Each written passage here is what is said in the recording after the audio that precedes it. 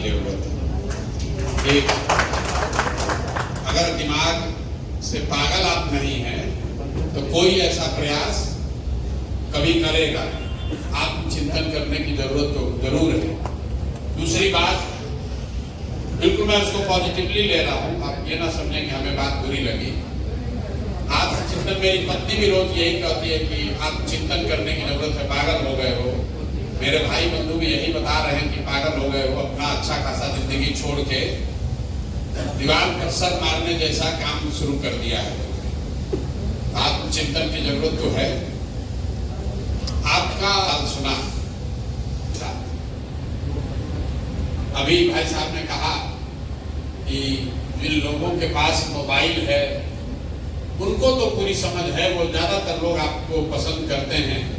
ये बताइए कि जो अंतिम पीढ़ी पर, अंतिम सीढ़ी पर लोग हैं जिनके पास मोबाइल नहीं है, खेत में काम कर रहा है, उसको कैसे सुधारें, उसको कैसे बताएं? क्योंकि जब तक वो नहीं सुने समझेगा तब तक आप जीत नहीं सकते। ऐसी इनकी पीड़ा है या चिंता है। मेरे भाई 5 करोड़ लोग बिहार में इंटरनेट पर उपलब्ध हैं। आप अंतिम की चिंता छोड़ दीजिए। 5 करोड़ लोग हर महीने YouTube और Facebook के जरिए कुछ न कुछ समय अपना उस पर बिताते हैं। बिहार को जीतने के लिए 2.5 करोड़ वोट ही चाहिए। और यहाँ लेकिन दुख की बात देखिए, या चैलेंज कर लीजिए, दुख तो क्या ही होगा, यहाँ पर बैठा हुआ तो हर आदमी मोबाइल से जुड़ा हुआ है। आप लोग तो प्रबुद्ध भी हैं, सुनते भी हैं, पढ़ते भी हैं, चिंतन भी करते हैं, और आपने अभी कोई एक भी सवाल ऐसा नहीं पूछा है जिसको मैंने इंटरनेट पर 1 बार नहीं, 2 बार नहीं, दसियों बार जिसका जवाब न दिया। तो चिंता का कारण ये नहीं है कि खेत में काम करने वाली महिला को पता नहीं है कि धनसुराज क्या है। चिंता का कारण ये है कि जो मुजफ्फरपुर में पढ़ा लिखा व्यक्ति है, दिन में 4 घंटा इंटरनेट देख रहा है, धनसुराज के बारे में जान रहा है, उसको भी वही सवाल पूछना है जो आज से 2 साल पहले उस किसी व्यक्ति ने पूछा होगा जिसको धनसुराज के बारे में पता नहीं है। कुछ लोग ऐसे बता रहे हैं, आप पर भरोसा क्यों करें, कैसे आप सुधारिएगा? मेरे भाई, आप तो ऐसे बात कर रहे हैं जैसे आपके पास कितना विकल्प है। विकल्प न होने का रोना रोने वाला समाज खड़ा होकर कह रहा कि ये नए विकल्प पर हम भरोसा क्यों करें? भाई मत करो, बिल्कुल मत करो। आप तो बढ़िया आपका जिंदगी चल रहा है, आप काहे किसी नए विकल्प की तलाश में? आप एक्सपायरी दवा खाकर खुश हैं, तो नया दवा का ट्राई करने का क्या जरूरत है?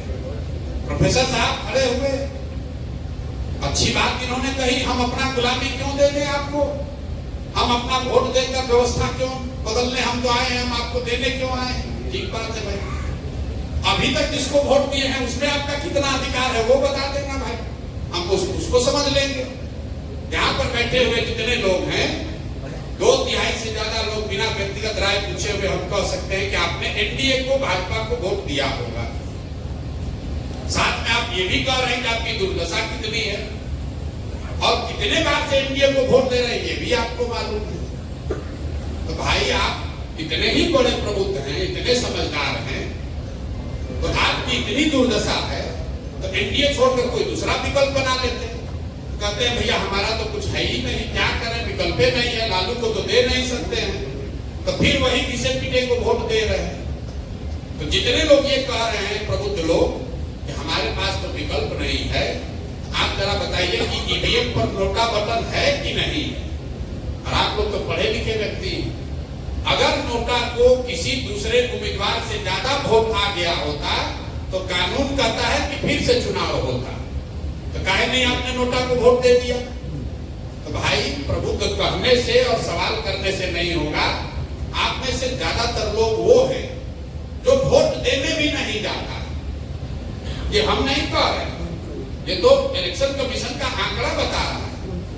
बिहार में टोटल वोट ही पड़ता है 50-55%, और उसमें भी शहरों में वोट पड़ता है 40% से कम, और शहरों में भी मध्यम वर्गीय जो बूथ हैं वहां पर 25 से 30% वोट पड़ता है। ये इलेक्शन कमीशन का आंकड़ा है। 10 में 2 या 3 आदमी वोट देने जाता है और वो सवाल ऐसे कर रहा है, भाई वोट क्यों दे तुम्हें? बिल्कुल ठीक बात है भाई, तुम तो ऐसे भी वोट देने नहीं जाओगे। ने इसके अलावा कुछ किया क्या है? अभी बिहार के जो बुद्धिजीवी लोग हैं, आप ही लोग के लिए प्लेटो ने कहा है, हम भी बुद्धिजीवी अपने आप, हमको भी किसी ने विद्वान कहा, हम IITian नहीं है, हम IITian सर नहीं है, IIT जाने की हमारी औकात नहीं थी स्टूडेंट के तौर पर, लेकिन पढ़े लिखे आदमी है तो बुद्धिजीवी कह सकते हैं। प्लेटो ने कहा, if you do not participate in democracy, be ready to be ruled by your inferiors. अगर आप राजनीति में भागीदार नहीं हैं, तो इस बात के लिए तैयार रहिए कि कोई मूर्ख आदमी राजा बनकर आप पर शासन करेगा। तो जो बिहार का बुद्धिजीवी वर्ग है, मैं अपने आप को भी उसमें शामिल कर रहा हूं कि हम और आप परिस्थितिवश या स्वेच्छा से हमने ये तय किया कि भाई हमको तो राजनीति में नहीं जाना, हमको तो लोग बैठ के किनारे से लंबा लंबा ज्ञान देना है। तो जब हम आप राजनीति में आएंगे ही नहीं, तो स्वाभाविक है जो बालू माफिया है, शराब माफिया है, लंपट है, बदमाश है, वही राजा है।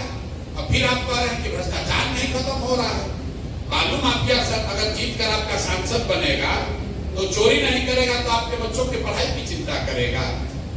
जैसा बोइएगा वो काटिएगा, जैसा बोइएगा वही ना काटिएगा। भाई आप कह रहे हैं कि आपकी क्यों जनसुराज पर भरोसा करें?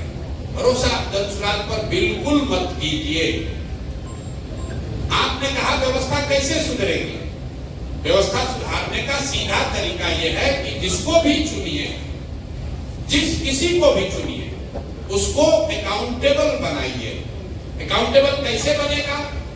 5 वर्ष आपका वोट व्यवस्था ने बनाया है 5 वर्ष के लिए। जिसको अच्छा लगे, जिस पर भरोसा जमे, उसको वोट दीजिए। लेकिन वो वोट, वो भरोसा 5 वर्ष के लिए होना चाहिए। 35 वर्ष की बंधुआ मजदूरी नहीं होनी चाहिए। पूरे देश में 5 राज्य, तमिलनाडु, केरल, आंध्र प्रदेश, तेलंगाना और कर्नाटक, 5 राज्य मिलकर 1/3 GDP इन्हीं 5 राज्यों में है। सबसे ज्यादा तरक्की इन 5 राज्यों में हुआ है। एक विशेष बात क्या है इन 5 राज्य में? कोई व्यक्ति 78 साल में आज तक वहां 10 वर्ष से ज्यादा मुख्यमंत्री नहीं बना है। तरक्की सबसे ज्यादा वहां हुई है और सरकारें सबसे ज्यादा वहां बदली गई है, क्योंकि हर आदमी जो चुनकर आ रहा है या सत्ता में बैठा है, उसको ये डर है कि अगर मैं काम नहीं करूंगा तो जनता हमको हटा देगी। बिहार में नेता को, दल को वो डर ही खत्म हो गया। उसको मालूम है कि मुजफ्फरपुर का आदमी चाहे गटर में रहेगा, लेकिन लालू के सामने जब हम एनडीए भाजपा का टिकट लेकर आएंगे तो हम ही को वोट देगा। गाली दे कर देगा, रो कर देगा, लेकिन हम ही को देगा। तो क्यों आपके गटर की चिंता करे? क्यों आपका शहर सुधारे? क्यों आपके लिए पढ़ाई की बात करे? तो भाई व्यवस्था अगर सुधारना है तो आपको वोट चाहे जिस किसी को भी दीजिए, उसको अकाउंटेबल बनाइए। जनसुराज को भी दीजिए तो ये भावना से दीजिए कि जनसुराज वाले काम नहीं करेंगे तो 5 वर्ष में उनको झाड़ू मार के भगाएंगे। अगर आप वो कीजिएगा तभी व्यवस्था सुधरेगी। किसी के माथे पर नहीं लिखा हुआ है कि हम जीत कर आएंगे तो ईमानदार बने रहेंगे। भैया जिसको चोरी करने का अवसर नहीं मिला वो सब ईमानदार ही है। ईमानदारी की परीक्षा तो तब न है जब आपको चोरी करने का अवसर हो। तो कुर्सी पर जाने से पहले हर व्यक्ति, हर नेता ईमानदार है। जब लक्ष्मी की गर्मी इतनी होती है कि कुर्सी पर बैठे कि सारा सिद्धांत गया तेल लेने, तो जनसुराज हो या कोई दूसरा दल हो, जब तक आप समाज में ये व्यवस्था नहीं बनाएंगे कि काम नहीं करोगे तो तुम्हें वोट नहीं देंगे। अभी आप प्रबुद्ध कर रहे, काम नहीं किया, कल वोट होगा तो आपको लगेगा हमारा जाते का है, भूमिहार है, कुशवाहा है, पंडित है, भोटवा तो इसी को देंगे। तो जब आप जाति के आधार पर वोट देते हैं, मोदी जी के नाम पर वोट देते हैं, तो आपको व्यवस्था नहीं सुधार होगा, चाहे जनसुराज आए कोई दूसरा आए। सीधी बात है। पीछे डॉक्टर साहब ने कहा कि विनायक गौतम जी चुनाव लड़े तो आपके वजह से ही चुनाव हार गए। भाई बड़ा गलती हो गया, हमारी वजह से चुनाव हार गए। तो उनको हमारे पास तो भैया हम निमंत्रण देके लाए नहीं थे। उनको ये सुझाव अगर आप देंगे मित्र के तौर पर कि विनायक गौतम जी आगे से प्रसाद किशोर के साथ चुनाव नहीं लड़ना, हम लोग के साथ चुनाव लड़ना, जीत जाना, बात खत्म हो गई। आप जो कोई भी चुनाव लड़ेगा, कि दुनिया में कोई गारंटी तो दे नहीं सकता है कि हर आदमी जीतेगा ही चुनाव। कुछ लोग जीतेंगे, कुछ लोग हारेंगे। आप डॉक्टर हैं, आप क्या ये गारंटी दे सकते हैं कि जिस पेशेंट का इलाज कीजिएगा वो सब ठीक ही हो जाएगा? और अगर नहीं दे सकते हैं तो फिर ये क्यों अपेक्षा रखते हैं कि कोई दूसरा आदमी जो चुनाव लड़ाएगा जीतेगा ही जीतेगा? और अगर विनायक जी को, आपको या किसी को ऐसा लगता है कि दंशराज से जुड़ने से उसका नुकसान हो गया, आपको कोई जबरदस्ती बांध के थोड़ी ना लेके आए, आप तो खुद ही से आए होंगे, खुद ही से तो आए होंगे। और आए हैं तो इतना दिल रखिए कि आप जीत भी सकते हैं, हार भी सकते हैं। हम बिहार में खुद आए, दंशराज हार जाए, उसके बाद हम बिहार के लोगों को गाली देने लगे तो हमसे बड़ा मूर्ख कोई नहीं है।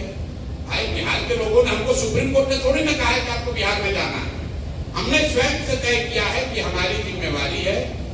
मैं समझता हूं कि मैं बिहार में कुछ कर सकता हूं, इसलिए मैं प्रयास कर रहा हूं। सफलता मिले या न मिले, ये मेरा अपना उत्तरदायित्व बनता है कि मैं इस मिट्टी के लिए, इस राज्य के लिए कुछ करूं।